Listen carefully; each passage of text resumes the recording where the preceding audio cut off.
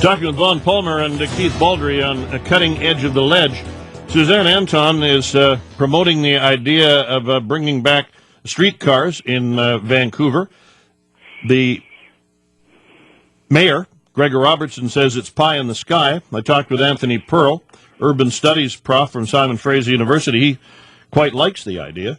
The other story that I thought was really interesting, you two, was Diane Watts basically rejecting SkyTrain for future transportation in Surrey. She wants light rail. I like light rail and I like streetcars. Big fan of the city of Portland, which has both. They're very nice. They're human scale. They make good use of the streets. In Portland, the downtown streetcar system's free within the downtown area. I think streetcars make sense as the route out to UBC. I don't think we should be thinking of SkyTrain. One question I would have about Surrey is the transportation planners say if people have to get on two systems to get in the city, if they have to change from one system to another, it's not as efficient.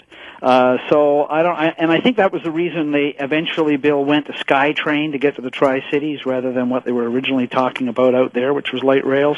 But you get a lot more bang for your buck with light rail, don't you? You can have more.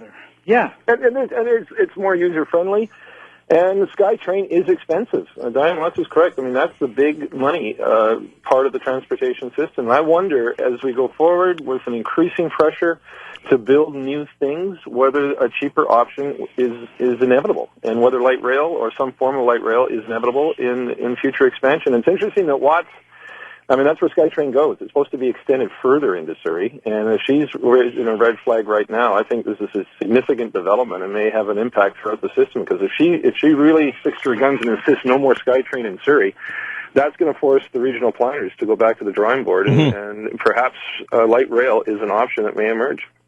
Yeah, the cost, Bill, my recollection is it's like 5 to 1. Yeah. You get about 5 times as much light rail as you do for SkyTrain, particularly if, say, when you're going out to UBC, where you have to tunnel the line, it's incredibly expensive.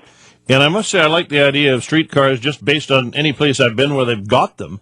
They seem very user-friendly, and instead of cutting through a neighborhood, the way SkyTrain tends to do, they seem to be a part of the neighborhood. Yep. Oh, SkyTrain's an ugly blight on most neighborhoods. I mean, it's not a visually, physically attractive form of transportation. Whereas light rail, whether it's Portland or San Francisco or other places, it defines the neighborhood in a much more positive way.